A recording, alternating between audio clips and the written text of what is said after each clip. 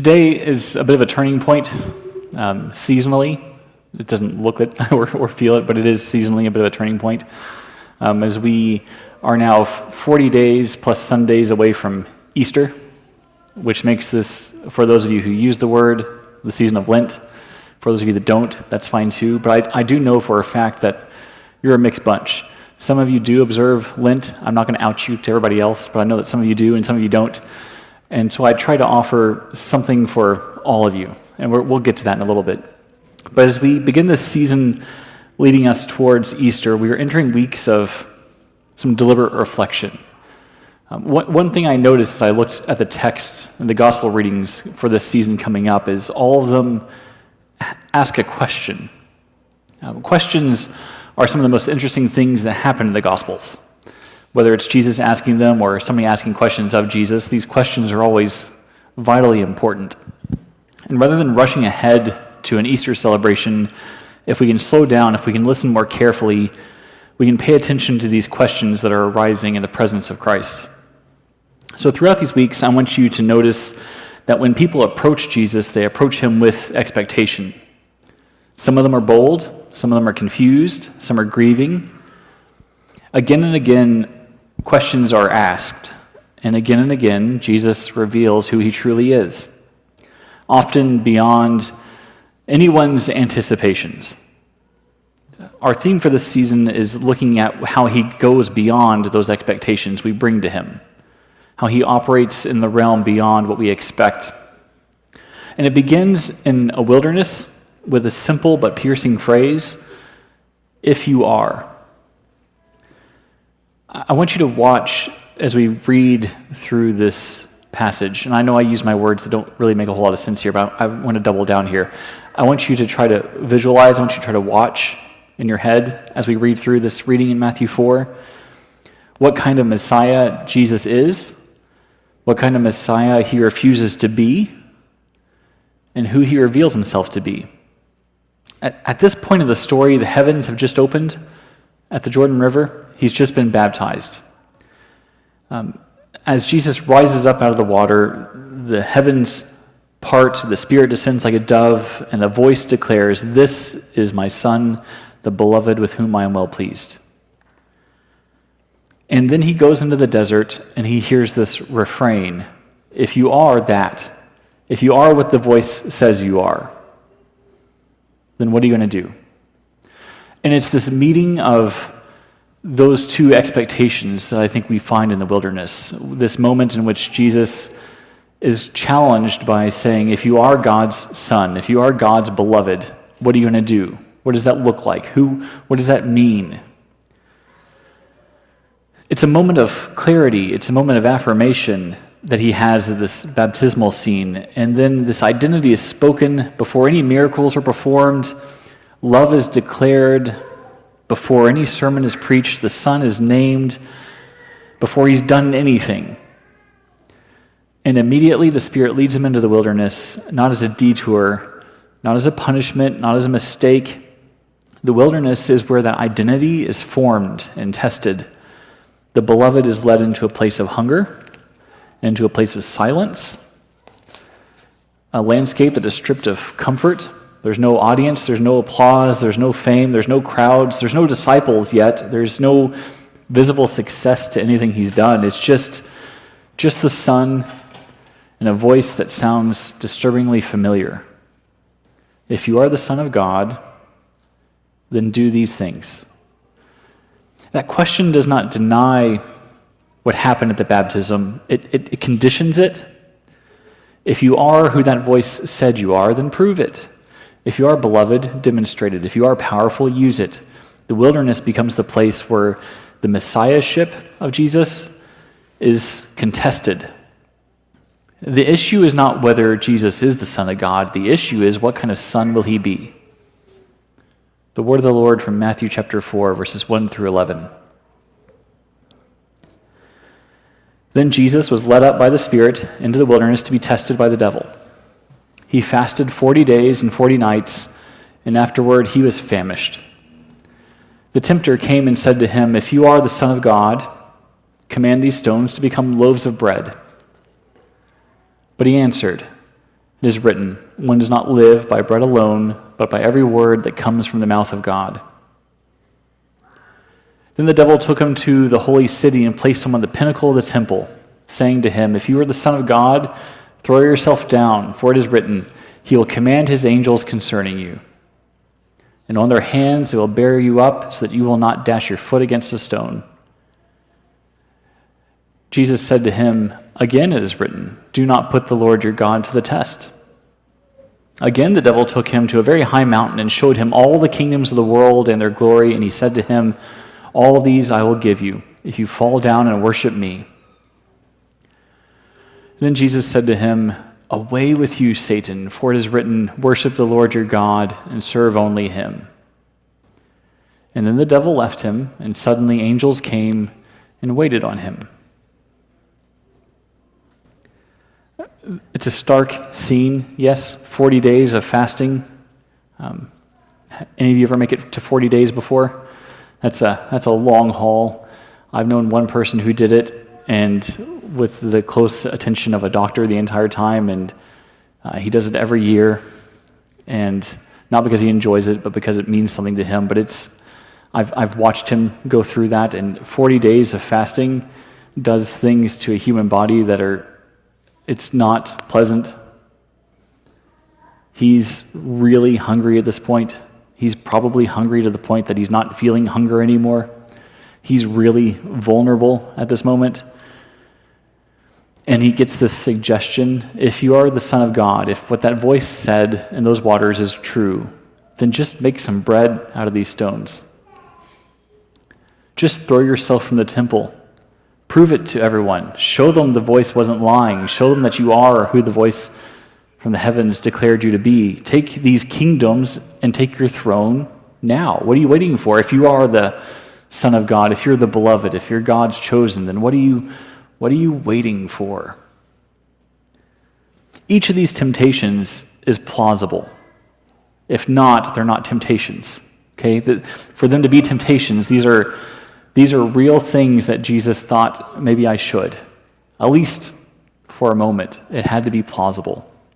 Each one of these is reasonable. Each one of these temptations offers a vision of what the Messiah could look like that was tempting to Jesus. I think that means that along his journey, he honestly thought about these things. At some point, the crowds argued with him enough. The Pharisees, the scribes said, you can't be God's chosen one enough. That at some point he must have thought, I could show you all. I could throw myself off the temple and I could prove it. It's tempting. Each one of these visions is shaped by performance, by spectacle, by power, by control, that he was really, really tempted to use. These temptations are not outrageous, they're not subtle. They assume that power should serve the self, that identity has to be proven, that he has something to prove to the world, that glory is something he could seize rather than be given. These are the things that Jesus struggles with in this desert. That if he's hungry, he could just feed himself. That if he's protected, he should just show it to everyone. And that if he's destined to rule over the kingdoms of the world, that he could secure it efficiently, quickly. He could take command.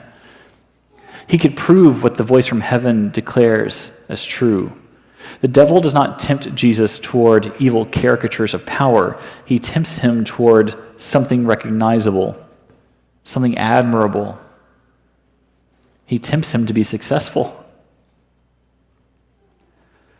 And this is where this wilderness moves uncomfortably close to us.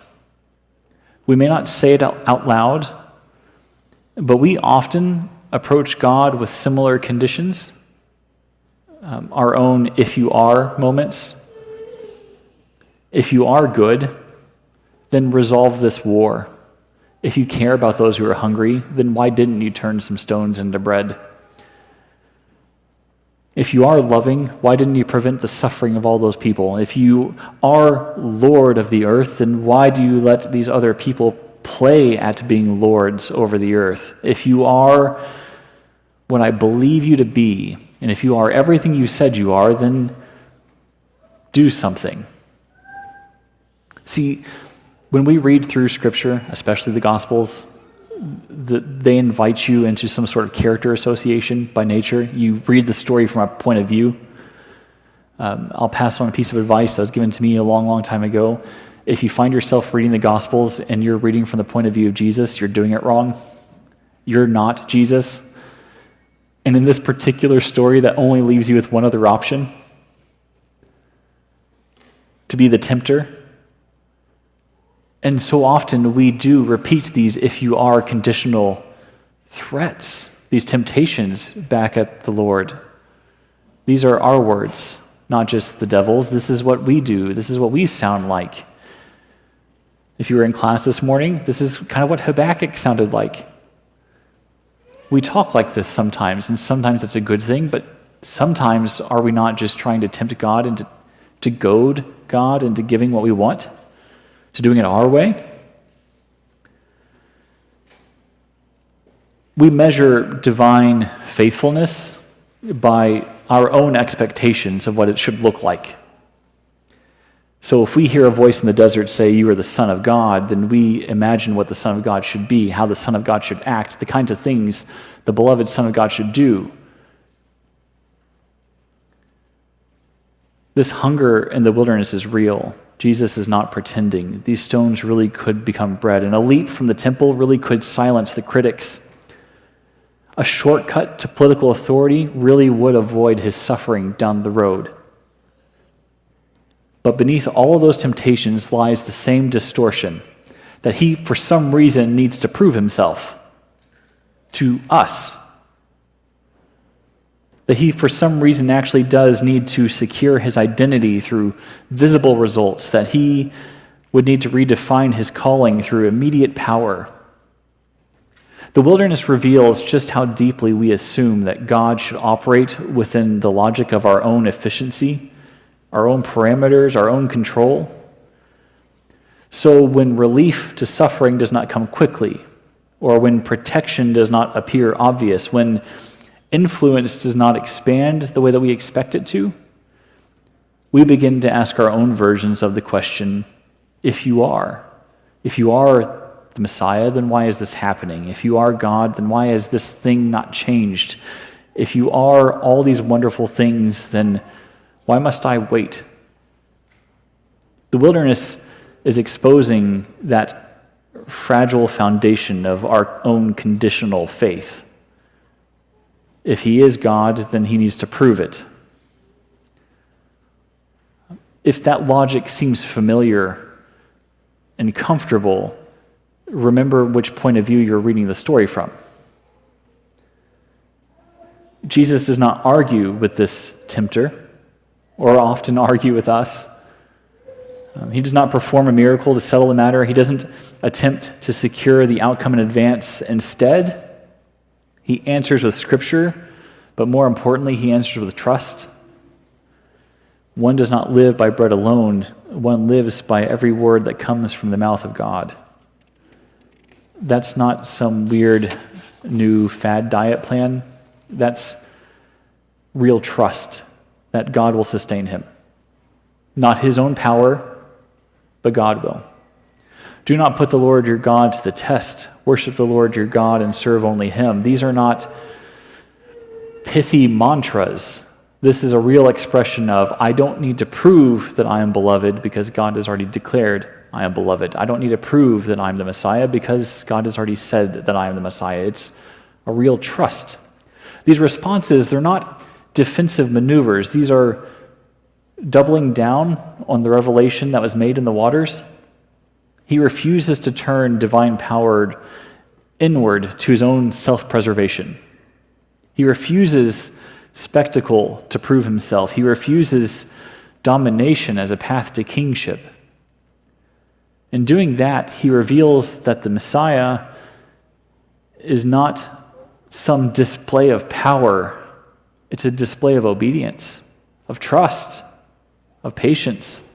The beloved Son is the one who trusts the Father more than he trusts his own power, more than he trusts in the promise of success, more than he trusts in the allure of immediate results. The Son of God, the beloved Son of God, is one who waits patiently for God and doesn't try to do things on his own way, on his own timeline. And it's here in this moment that God is beyond all expectation. Not weaker than we imagined, but stronger in a way that we just couldn't anticipate. God's not dismissive of human need, but God is unwilling to exploit divine power for self-serving ends. Jesus shows us that identity is grounded in God's love and does not need to be proved through performances. It can afford to wait.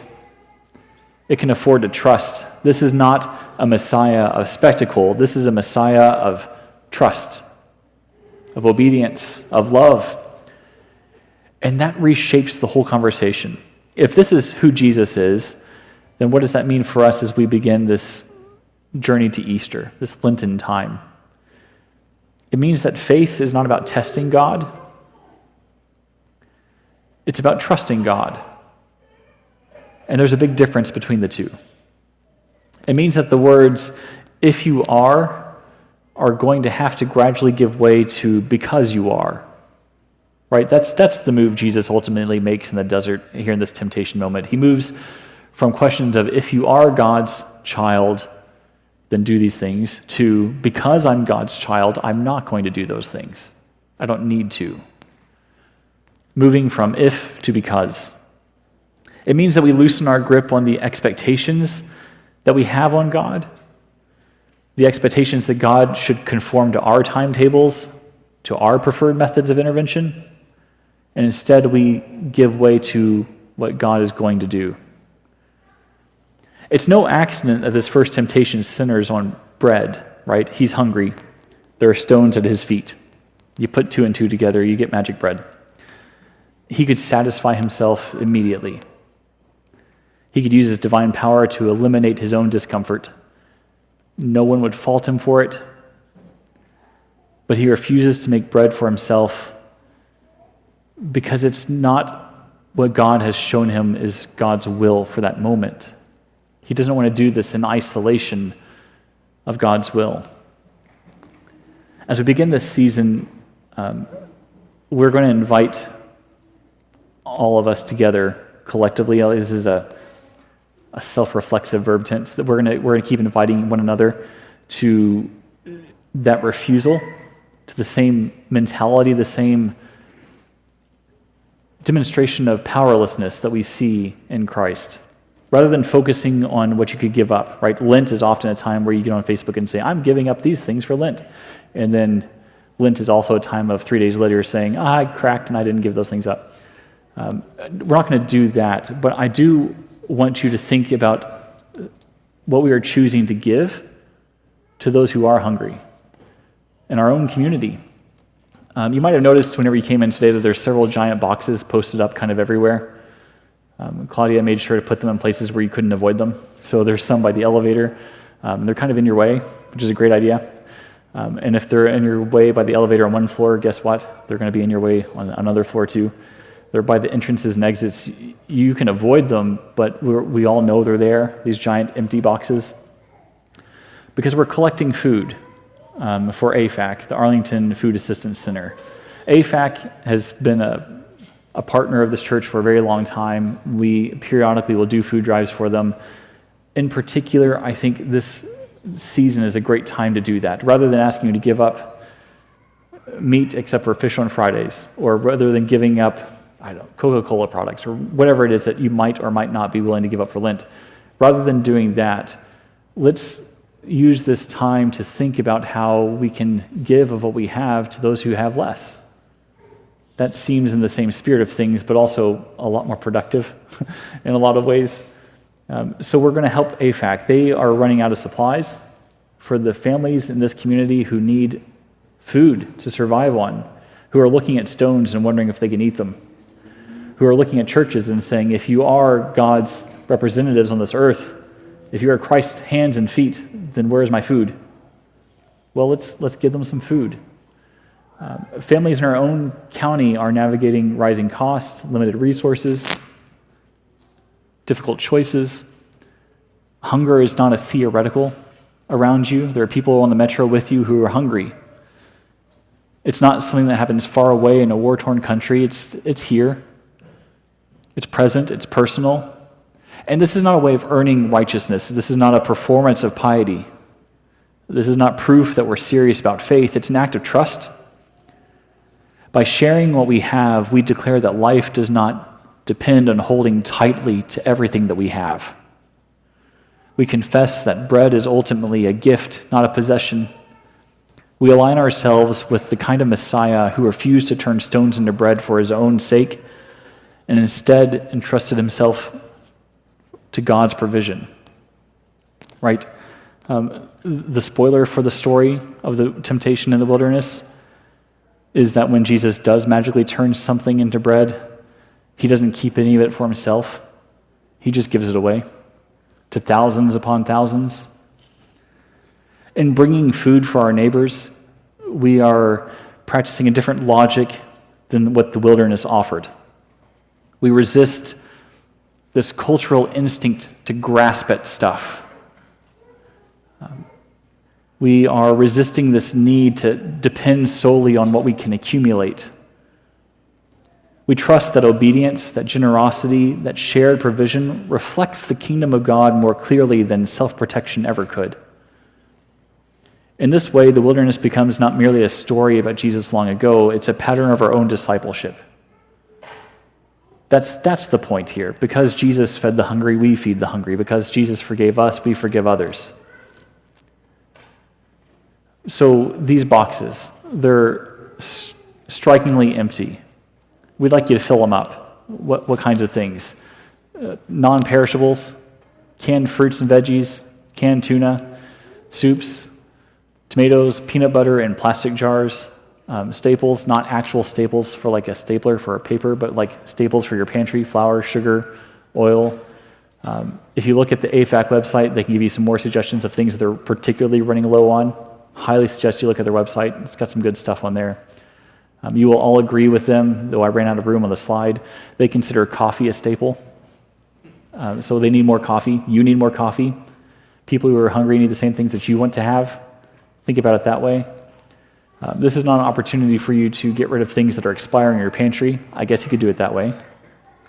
What we're asking to do is to think about those who are our neighbors who are hungry and what we can do to turn some stones into bread. It's not going to cost you a whole lot. If you notice the things on this list, they're kind of budget items. In fact, everything on this list can be bought at Dollar Tree, just for the record. This is not big budget spenders and breakers. This is not a need to go and buy luxury items, though you could do that too. They just need food for those who are hungry. And the world looks to the church and says, if you are God's church, then turn some stones into bread. And we don't do that as a way of performing. We don't do that to prove ourselves. Instead, we say, because that voice declared that we are children of God, we act like children of God. And this is the kind of thing that children of God do. The wilderness temptation begins with a suggestion that stones turn into bread. It ends with angels taking care of Jesus and ministering to his needs. The son who refused to seize sustenance for himself is sustained by God's direct care. The one who would not perform for applause receives quiet provision instead. And today we come not to test God and not to prove ourselves, not to demand visible signs. We come to receive. Week after week at this table, bread is not manufactured by our own effort or secured by our own control. It is freely given. We do not transform stones into loaves. We receive what the Lord has prepared. Beyond our expectations, we encounter a Messiah who trusts the Father completely and invites us into that same trust. Trust that you could donate some of your own food and your own supplies and be fine. Trust that whenever everyone else is panic buying toilet paper, that you can spare one pack of it and you'll survive. It'll be okay. The bread that we break is a reminder that God's provision does not depend on our performance. The cup that we share declares that love, not domination, defines kingdom. In receiving this meal, we renounce all of that wilderness logic of if you are, and instead we confess that He is. Not if, He is. He is the beloved Son. He is the faithful Messiah. He is the one who took up the cross. He is the one who loves. He is the Lord who trusts, and He has called us to do the same. So come to the table, not to test Him, but to trust Him. And in trusting Him, discover that He is beyond anything you've ever expected. Let's stand and sing.